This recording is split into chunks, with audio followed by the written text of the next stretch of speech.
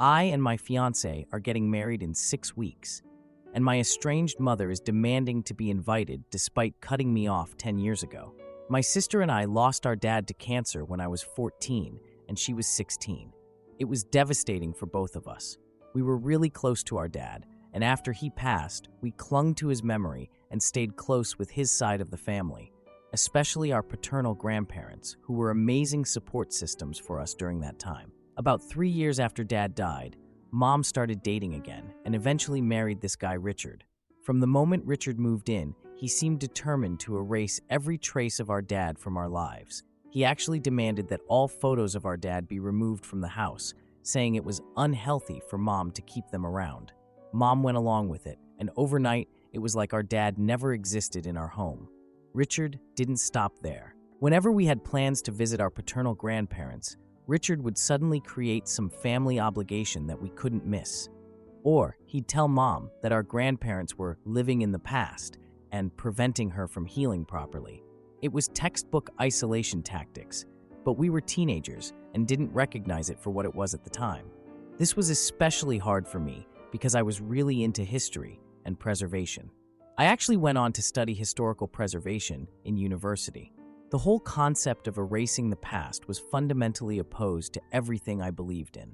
My academic focus was literally about keeping the past alive through archives and documentation, while at home, my own family history was being systematically deleted. When I was 16, our paternal grandpa had a health scare and was hospitalized for a week. Richard convinced Mom that taking us to visit him would be too distressing and bring back trauma from your father's hospital stays. We only found out later from our aunt that Grandpa had been asking for us the whole time. I'll never forgive Richard for that. The situation came to a head when I was 17 and my sister was 19. We finally gathered the courage to confront Mom about Richard's behavior and our right to maintain connections with Dad's family and memories. I still remember that conversation like it was yesterday. Mom sat there, Richard standing behind her, and delivered an ultimatum I'll never forget. Either you accept Richard as your new father and stop living in the past, or you can leave and don't expect to be welcome back. My sister left that night to stay with our grandparents. I lasted another week before I followed her. Mom never called to check on us. Our grandparents helped my sister finish college, and I moved in with them after high school to attend university. We've barely spoken to Mom in the decade since, just occasional tense holiday texts or forced small talk if we run into mutual acquaintances. Over the years, our paternal grandparents became our real parents in many ways. They came to my college graduation, helped me move into my first apartment, and were there for every important milestone. They're now in their 80s, but still incredibly supportive. When I told them about Emma, they immediately welcomed her into the family. Fast forward to now. I'm sitting in my apartment, staring at my phone, where Mom's latest text is accusingly, "So I need to hear from you directly. Am I really not invited to my only son's wedding?"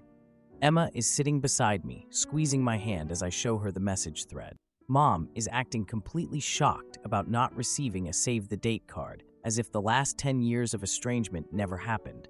Emma has been understanding about my complicated family situation. She comes from a close-knit family herself, so the concept of not inviting a parent to your wedding was initially strange to her.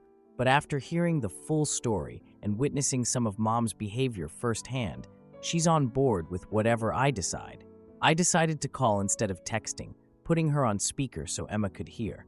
I calmly explained that I didn't think she'd want to come, given she chose to cut me off years ago. Her voice immediately shifted to a hurt tone. "I never cut you off, honey. You misunderstood what I was saying.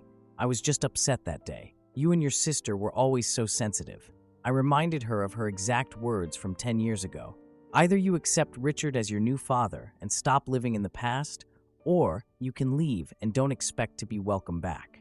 That's when her tone hardened. She claimed I was being cruel by throwing old arguments in her face and punishing her by excluding her from my wedding. When I pointed out we haven't really spoken in years, except for brief, tense holiday texts, she shifted the blame, saying my sister and I were the ones who abandoned her when she finally found happiness again.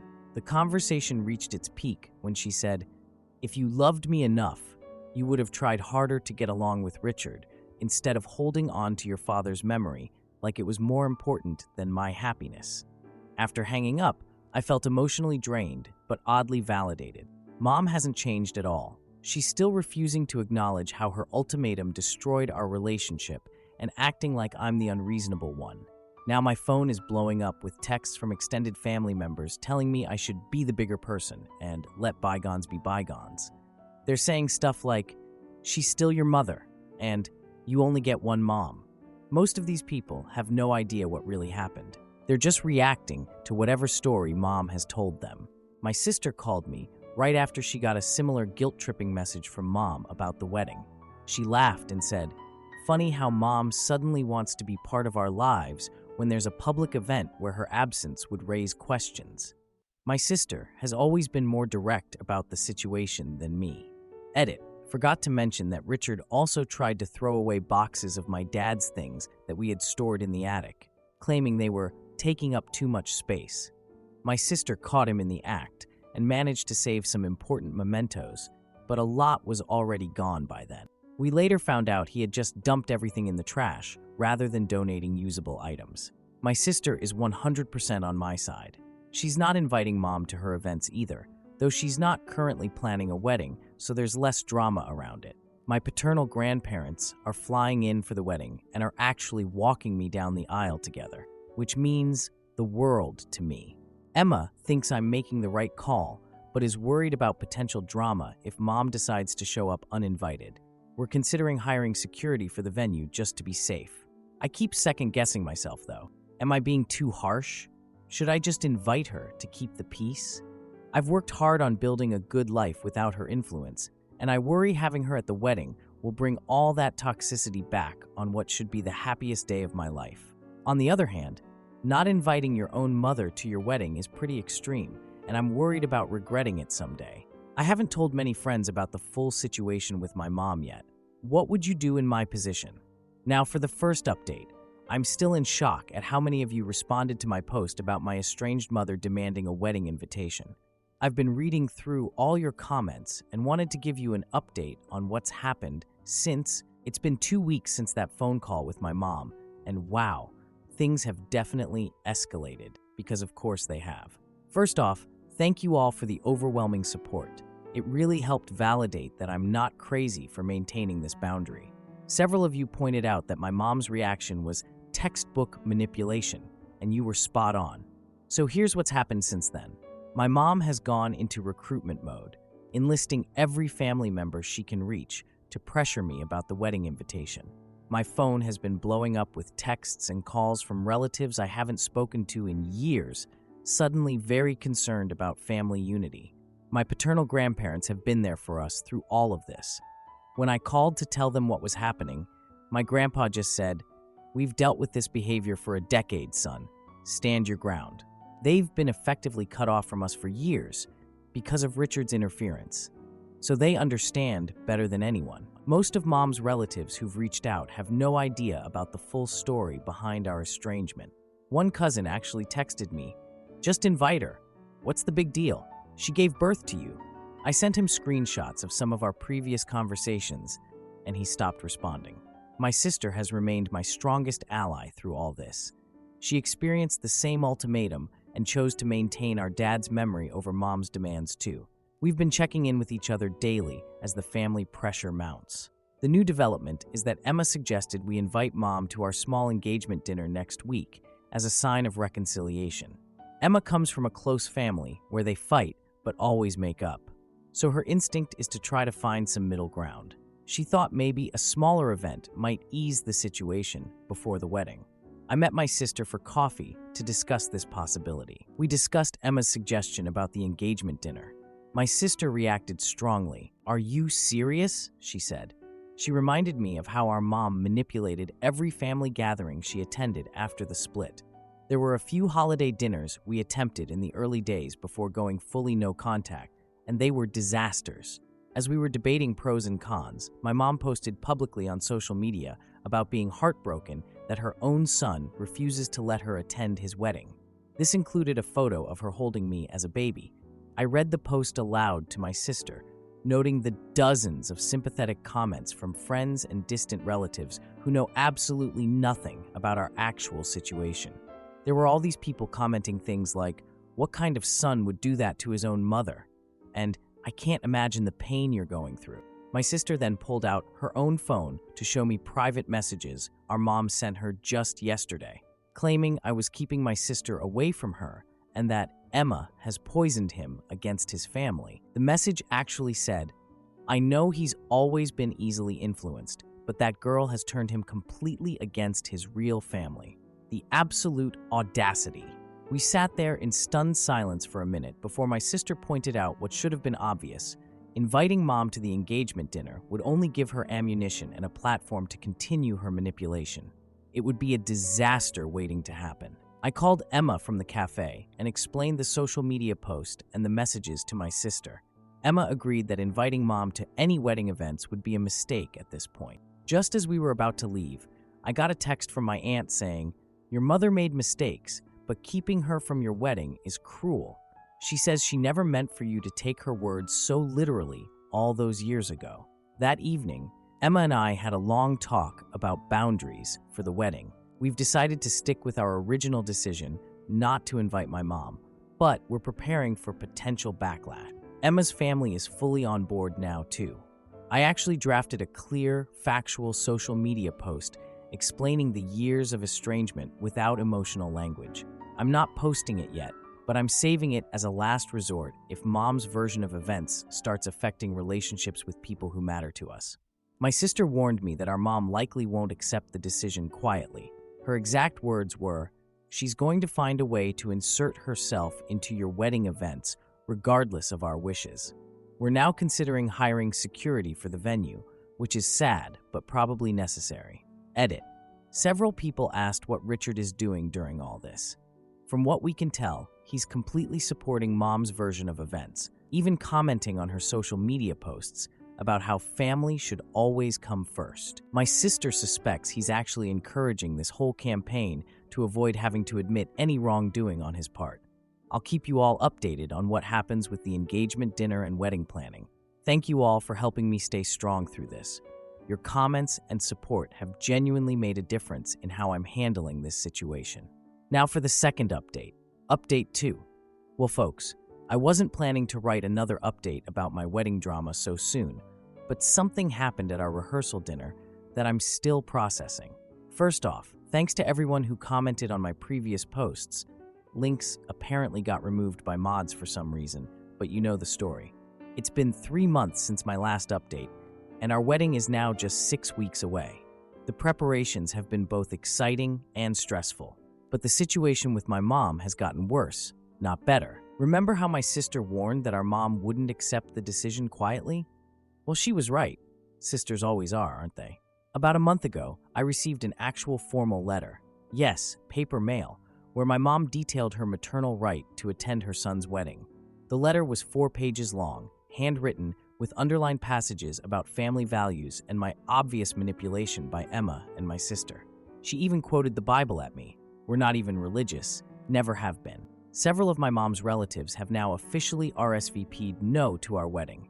My cousin Mark texted me saying he couldn't deal with the unnecessary drama and hoped I would come to my senses soon. I showed Emma the text, and she just squeezed my hand and said these people clearly don't know me at all. God, I love that woman. The strange thing is how much my work has become a refuge through all this. For those who don't remember, I work in historical preservation and archive management. There's something comforting about carefully preserving the past when someone has tried so hard to erase it. Every document I restore is against Richard's attempt to remove all traces of my dad. Last weekend was our rehearsal dinner, which we planned as a small gathering at Emma's parents' home. Her folks are amazing. They've been incredibly supportive throughout this whole ordeal and offered their place. We invited just the wedding party and closest family, around 25 people total, and explicitly did not include my mom or Richard, obviously. Emma's parents' place. I was greeting guests when I spotted a familiar sedan pulling into the driveway. I knew that car. I'd recognize it anywhere. My sister immediately appeared at my side and muttered, "I told you she'd pull something like this." We both watched as my mom and Richard stepped out of the car carrying a gift bag. Emma's dad immediately intercepted them. I could see his confusion. We had briefed her parents on the situation, but I think even they couldn't believe my mom would actually crash the rehearsal dinner. I could see Richard attempting to dominate. I knew I had to intervene before things got ugly. As I approached, my mom's face lit up when she saw me, and she immediately wrapped me in a hug. We wouldn't miss our son's special events, no matter what miscommunications we've had, she announced loudly enough for nearby guests to hear. Richard stood behind her with his hand on her back. Family is family, no matter what, he said, giving me a look that clearly dared me to create a scene. I felt trapped, exactly as they'd planned. Several conversations had stopped as people turned to watch what was happening. I couldn't ask them to leave without looking like the bad guy.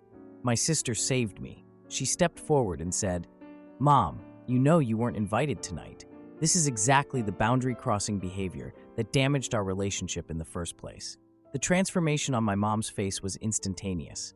She looked around at the watching guests and said, "My children are ashamed of me because I found love again after their father died. They've never forgiven me for not spending my life alone."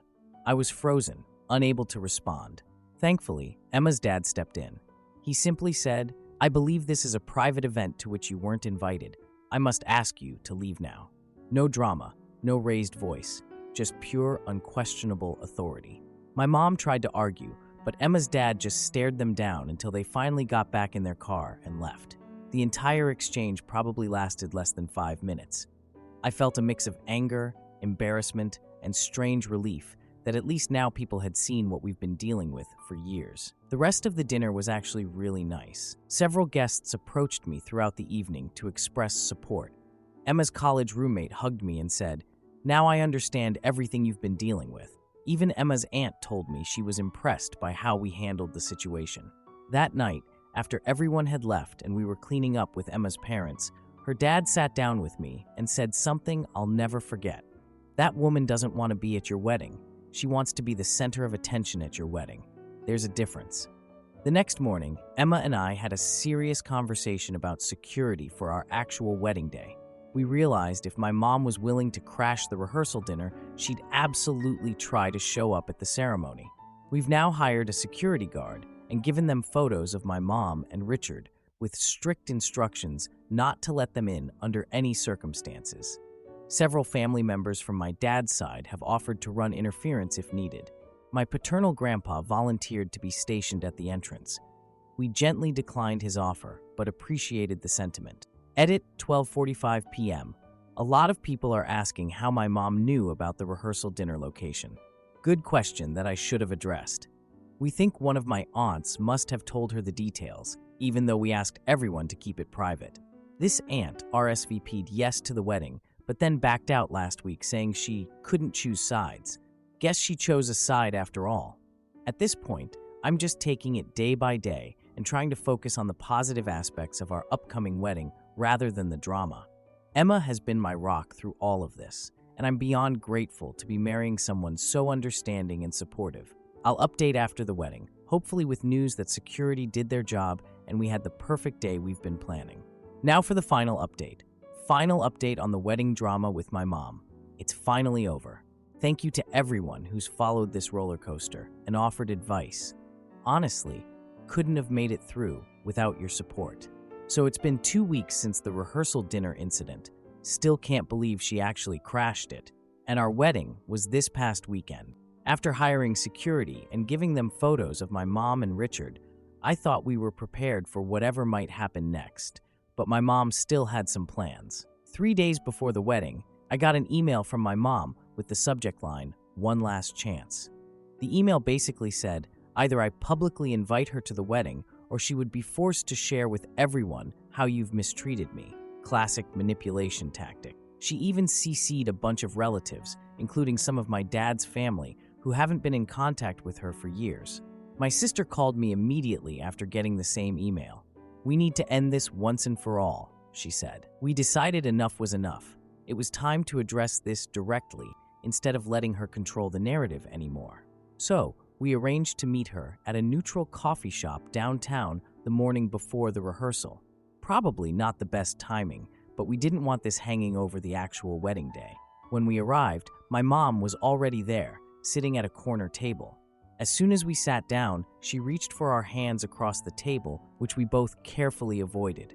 You could see her recalculating her approach when her script got interrupted. My sister and I had agreed beforehand that we'd stay calm and focus on boundaries, not emotions. I explained clearly that she wasn't invited to the wedding, and security had instructions not to let her in. I also mentioned that her email was exactly why we couldn't have her there. She was still trying to manipulate and control us. She hissed, "After everything I sacrificed raising you alone after your father died, this is how you repay me? By humiliating me in front of everyone we know? Alone?" Richard moved in less than 3 years after Dad died, but okay. That's when my sister pulled out a device. She put a small digital voice recorder on the table and said, "We're recording this conversation because you keep twisting our words and rewriting history." My mom demanded we turn it off, but I already had my phone out. "Actually, I have another recording I'd like you to hear first," I said, hitting play on an audio file I'd transferred from an old recording device. It was from 10 years ago, that day when everything fell apart. We'd actually recorded that conversation because even back then, we knew she would deny saying what she said. The coffee shop was quiet enough that her voice came through. "Either you accept Richard as your new father and stop living in the past, or you can leave and don't expect to be welcome back."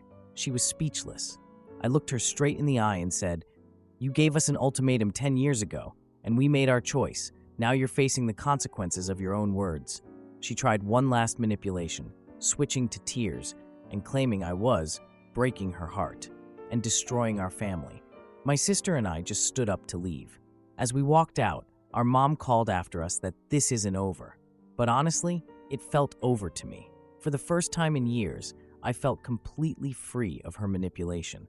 I wasn't questioning if I was wrong anymore. The wedding itself was 2 days later, and it was absolutely perfect. I know everyone says that about their wedding, but it really was. My paternal grandparents, now in their 80s, had traveled all the way from Arizona to be there, which meant the world to me since my mom had kept them away from family events for years. My grandpa cried during the ceremony, something I'd never seen him do before. We were in the middle of our first look photos when the security guy radioed that my mother and Richard had shown up.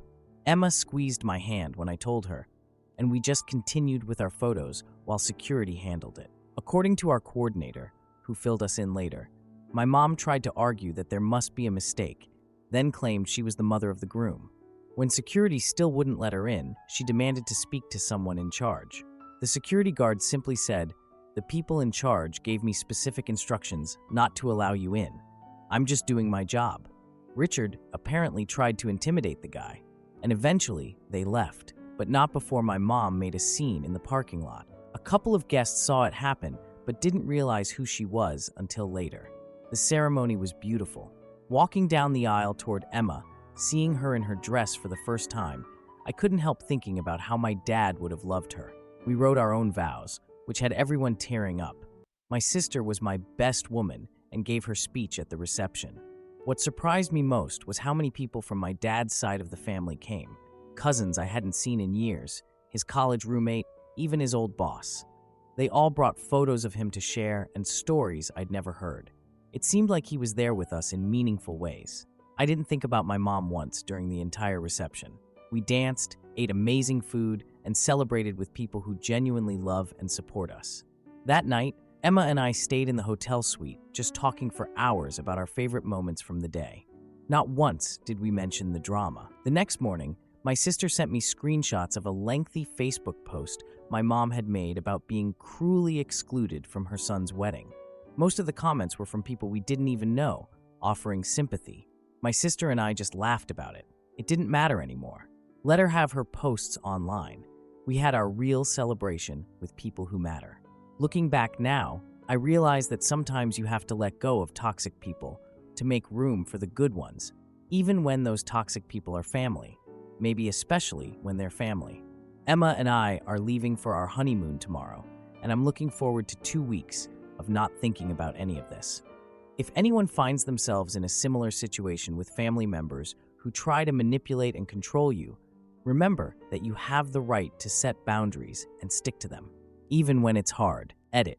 To clarify, the recording of my mom's ultimatum from 10 years ago was made because even as teenagers, my sister and I knew our mom had a habit of denying things she'd said.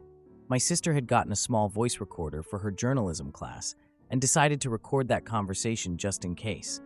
We never thought we'd actually need it, but we kept it all these years.